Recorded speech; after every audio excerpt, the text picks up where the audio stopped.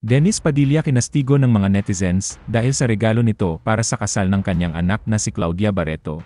Prepare ko muna yung mga gifts ko. Itong aking souvenir para sa kanilang dalawa. Bagoong, dalawang flavor yan for this special day. Pero bago ang lahat, kung ikaw ay bago sa aking channel, huwag kalimutan na mag-subscribe at i-click ang notification bell for more trending news. Noong April 8 nang ikinasal si Claudia sa longtime jowa niyang si Basti na kung saan ay present si Dennis.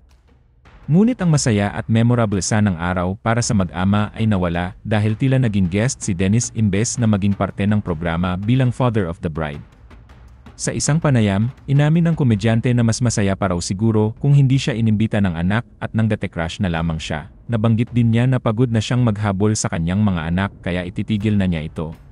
The most painful part ng buhay ko naranasan.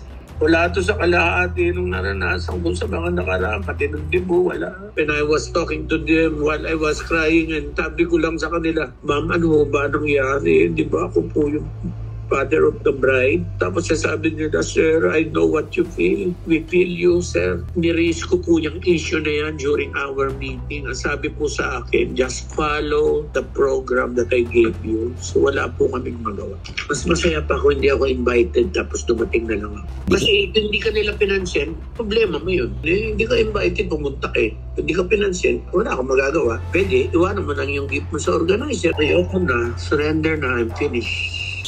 Tatay na lang nila ako, pero bringing back the relationship, wala na siguro. Maybe we can just play around with the memories, pero that's it, finish. Ilang oras bago ang kontrobersyal na pagsabog ni Dennis sa kasal ng anak, ibinunyag ng aktor na plano niyang iregalo sa kanyang anak ang kanyang sariling souvenir at 2 garapon ng bagoong.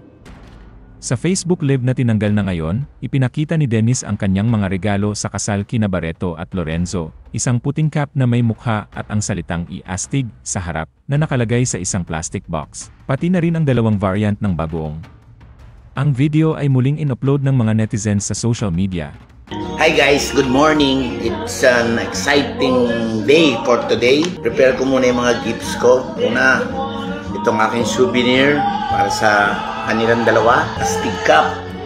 And then, syempre, meron din akong binalot na Super Lola bagoong. 2 flavor yan. Mayroong sweet at syempre, merong spicy. Kasunod naman niya ay ang matitinding pasabog ni Marjorie Barreto, ang ex-partner ni Dennis na ina ng kanilang anak na sina Julia, Claudia, at Leon, sa isang interview. Ibinunyag ni Marjorie na bago ang kasal ay alam na ng father of the bride na hindi siya ang maghahatid sa anak sa altar dahil binanggit ito sa kanya noong nagkita sila over lunch last March 18. Bukod dyan, ni-reveal din ni Marjorie yung pagiging physically abusive umano ni Dennis noong nagsasama pa sila ilang taon na ngayon ang nakaraan.